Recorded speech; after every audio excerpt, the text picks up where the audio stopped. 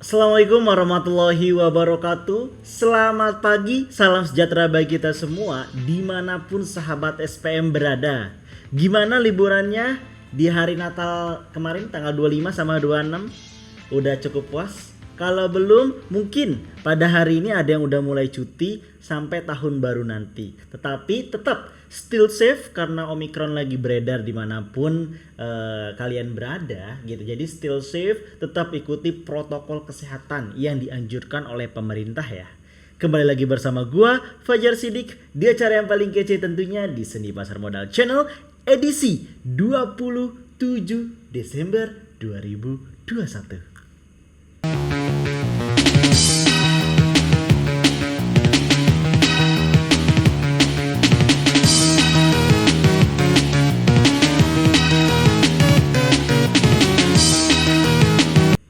Pada edisi ini, di sini gue akan ngebahas salah satu hot news yang paling luar biasa ya, yang dikeluarkan oleh CNBC Indonesia tanggal 18 Desember 2021. But ini salah satu mungkin banyak yang gak setuju dan akan banyak pro kontra yang komen-komen atau bahkan netizen-netizen yang gak setuju bakal komen ini apaan sih konten gak bermutu dan segala macamnya. But it's okay gitu.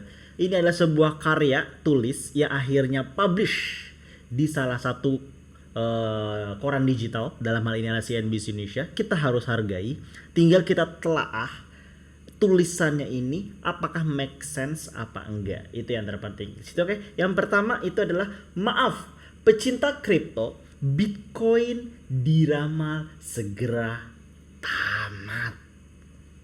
Jakarta, CNBC Indonesia. Masa depan memang tak bisa diterka. Namun, seorang akademisi meramal nasib buruk akan segera menghampiri salah satu cryptocurrency, yaitu adalah Bitcoin. Seorang profesor senior kebijakan perdagangan internasional Cornell University mengatakan Bitcoin akan berumur pendek. Bitcoin sendiri mungkin tidak bertahan lebih lama.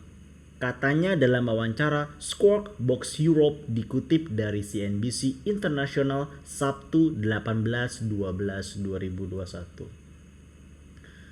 Harga Bitcoin sangat fluktuatif selama beberapa tahun terakhir. Dalam sebulan terakhir, harga satu koin telah turun dari sekitar 58.000 US dollar menjadi kurang dari 46.000 US dollar. Ada sejumlah alasan nih yang melatar belakangi itu. Bitcoin kurang ramah lingkungan dan tidak efisien. Penggunaan Bitcoin atas teknologi blockchain sangat tidak efisien. Kata penulis The Future of Money, How the Digital Revolution is Transforming Currency and Finance itu. Jejak karbon Bitcoin lebih besar dari seluruh Selandia Baru, New Zealand. Bitcoin juga dikatakannya tak berfungsi dengan baik sebagai alat tukar. Ia berujar tak ada nilai fundamental. Mengingat bahwa Bitcoin tidak berfungsi dengan baik sebagai alat tukar, saya tidak berpikir itu akan memiliki nilai fundamental selain dari keyakinan investor apapun yang dimilikinya, kata Prasad lagi. Ia yakin politisi Bitcoin akan tergerus ratusan kripto lain yang kini muncul dengan sejumlah keunggulannya. Namun, ia tak memungkiri Bitcoin telah memicu revolusi yang menguntungkan langsung maupun tidak langsung.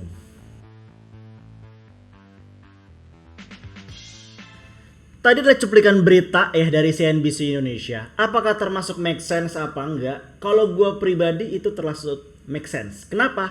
Pertama, itu berasal dari yang namanya seorang akademisi yang mengatakan itu adalah profesor loh. Dia telah menuliskan buku juga di sana. Lu mau debat? Ini kardus nih, berita abal-abal nih segala macam. Lu pengen debat kayak gitu? Yang jadi pertanyaan gue, latar belakang lu tuh apa? Oke, latar belakang lu ekonomik. Lu udah profesor belum? Lu udah nulis buku belum? Kalau belum itu semua, dengerin dong dari yang ahli.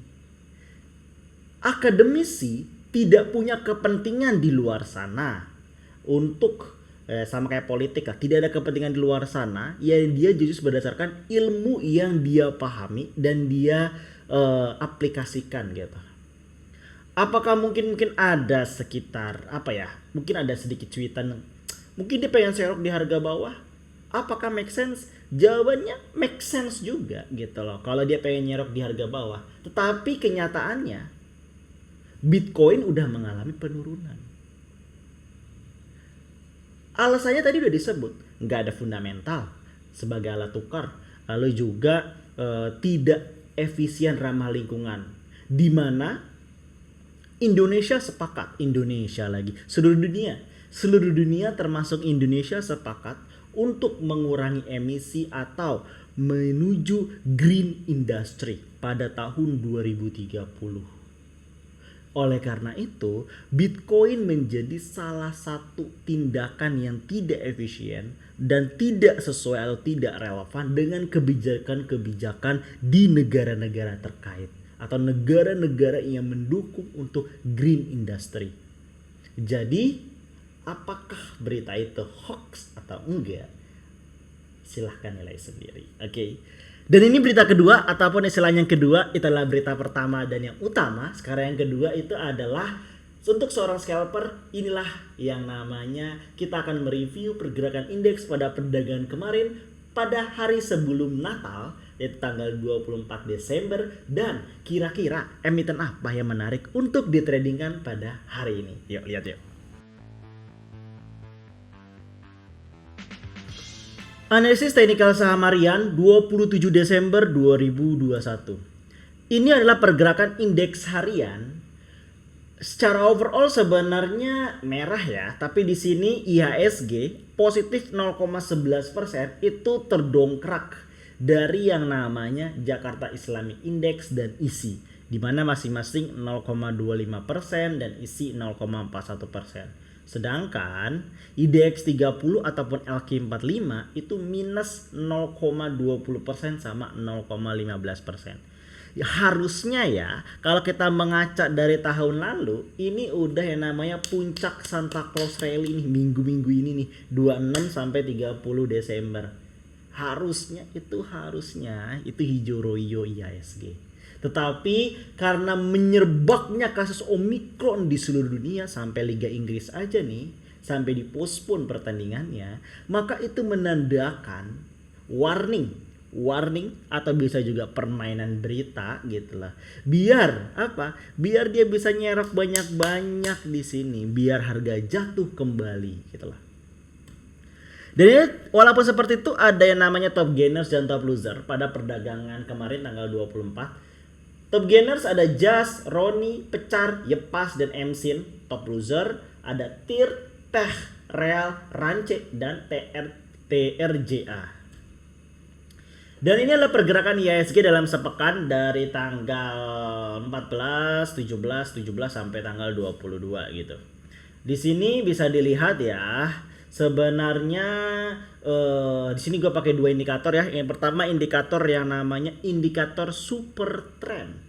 Apa itu indikator super trend?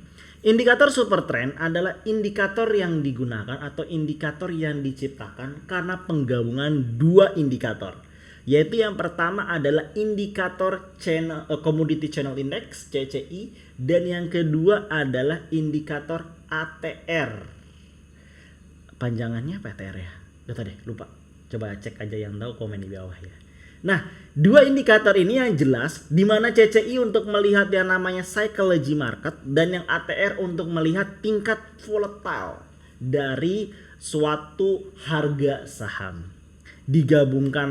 Dibentuklah yang namanya terkoreksi masing-masing dan mengakibatkan indikator super trend itu lebih better dari indikator CCI ataupun ATR itu sendiri karena saling mengkoreksi satu sama lainnya gitu loh.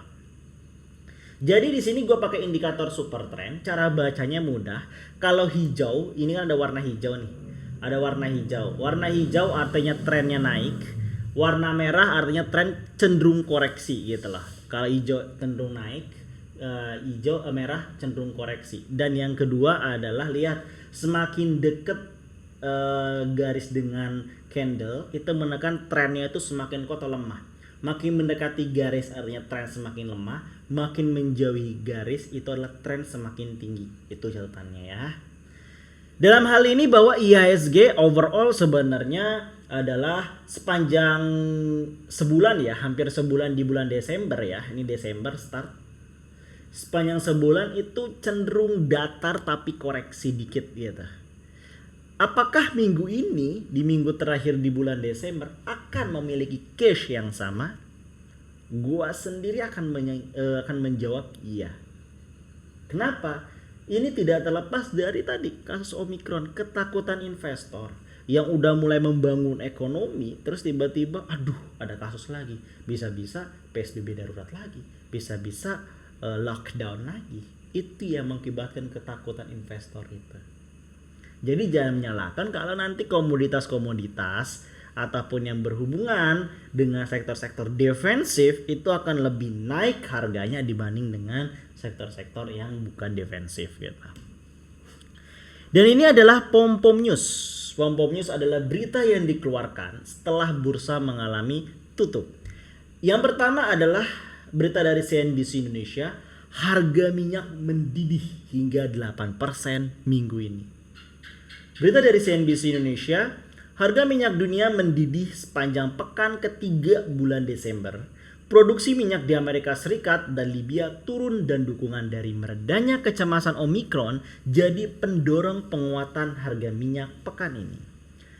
Harga minyak kontrak Brent meroket 7,27% dibanding posisi penutupan pekan lalu ke 76,14 US dollar per barel. Sedangkan untuk minyak kontrak West Texas Intermediate melonjak 8,15% ke 73,79 dolar US per barel pekan ini. Dan ini berdampak kemana minyak?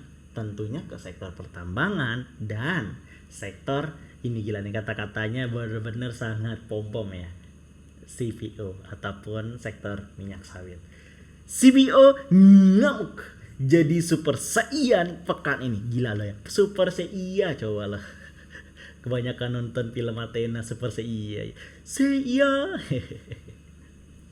Lonjakan harga minyak mentah dunia juga menjadi booster meroketnya harga CPO pekan ini. Kenaikan harga minyak kedelai di pasar Chicago Board of Trade juga terus mendorong kenaikan harga CPO. Sepanjang pekan ini, harga minyak kedelai telah menguat 4,3% point to point. Minyak kedelai merupakan barang substitusi dari CPO untuk konsumsi, sehingga pergerakan harga minyak kedelai akan mempengaruhi gerak harga sawit. Ketika harga minyak kedelai naik, ada kecenderungan minyak sawit terus menguat dan terjadi sebaliknya. Artinya di sini yang akan manggung di Santa Claus Rally ini udah jelas kan? Jawabannya apa? Minyak dan mining again. Tapi miningnya bukan di sektor batu bara, tapi di sini lebih ke sektor minyak seperti Elsa, energi dan lain sebagainya macamnya gitu. Sebagai penutup berita terakhir, Lau Eng Bun, gitu nggak sih cara bacanya? Ya kayak itulah. Lau Eng Bun mundur dari komisaris Bukalapak. Ini sebabnya. Dipimpin dari komisaris utama sekaligus komisaris independen Bukalapak Bambang Brojonegoro, RUPSLB ini menyetujui pengunduran diri Lau Eng Bun dari jajaran komisaris serta perubahan penggunaan dana IPO perseroan. Lau Eng Bun ini pensiun atau bukan pengunduran diri karena memang udah tua ya, udah memasuki masa pensiun, jadi wajar-wajar aja. Tapi yang menjadi concern gue di sini adalah berita terakhirnya, perubahan penggunaan dana IPO perseroan. Seperti yang kita ketahui bahwa Bukalapak itu baru IPO beberapa minggu lalu sebenarnya, atau mungkin beberapa bulan lalu. Di sini menggambarkan bahwa tidak adanya perancangan strategis yang matang sebelum yang namanya IPO, sehingga harus melakukan RUPSLB, rapat umum pemegang saham luar biasa, untuk mengubah alokasi dana dari IPO. Ini menandakan ketidakprofesionalan manajemen berarti di sini. But it's okay. Di sini kita bisa menilai sebenarnya apa yang gua pernah bilang tentang Bukalapak pada saat dia IPO, ya. Itu bukti terbenar kan. Jadi bagi yang punya silakan, yang nggak punya juga silakan. It's okay, it's your choice gitu. But ya dari gue pribadi emang gue nggak terlalu suka dengan saham-saham teknologi atau sejenisnya lah gitu. Yang lo harus smart gitu sih. Dan ini adalah analis teknikal harian untuk perdagangan hari ini. Di sini gue fokus hanya ke minyak ya, karena pasti hari ini itu yang bakal banyak manggung adalah perminyakan dan persawitan. Di sini gue pakai indikator sama super trend dan indikator volume. Bisa dilihat kalau volume gampang lah, banyak hijau-hijau daripada merah pasti akumulasi, banyak merah-merah pada hijau pasti distribusi gitu. Di sini secara super trend memang dia merah ya, dia merah. Tapi dia tipis ya, artinya di sini koreksinya lemah gitu. But ada kecenderungan di sini ada titik jual dan udah mulai rapat, artinya di sini akan segera terjadi pembalikan arah tren dari downtrend ke uptrend, dari uptrend ke downtrend. Dalam hal ini Alsip akan mengarik ke uptrend. Jadi lu bisa gunain untuk beli di 1185 sampai 1190, cut loss di 1170, jual di 1200 dan 1210. Yang kedua itu adalah MSIN. Bisa dilihat di MSIN ini jauh kan dari garis, artinya sini kekuatan strong uptrend, dan MSIN feeling gua akan masuk ke dalam jajaran 5 top gainers again. Kalau bandarnya nggak gue cek ya, kalau normal aja harusnya ini top 5 top gainers pada perdagangan hari ini di atas 20% harusnya. But kalau penyari aman ya silahkan trading plan ini aja dipakai. Beli di 1960 sampai 1970, cut loss di 1840, jual di 2000 sampai 2020. Wih, 2022 harusnya. Lalu yang selanjutnya adalah TBLA. TBLA juga sama, dia super trendnya itu naik. Jadi lu bisa gunakan di sini gapnya itu volatilenya cukup tinggi ya. Jadi lu bisa gunain untuk di 15 menit awal. Jadi buy di 790 sampai 795. Cut loss di 775, jual di 805 sampai 815. Terakhir adalah Elsa. Di sini Elsa sebenarnya lihat udah terjadi pembalikan arah, sini turun dan ini akan mendekati sebelum akan naik lagi karena di sini masih trennya hijau dan ini lihat akumulasi ya. Jadi lu bisa beli di 272 sampai 274, cut loss di 266, jual di 276 sampai 278.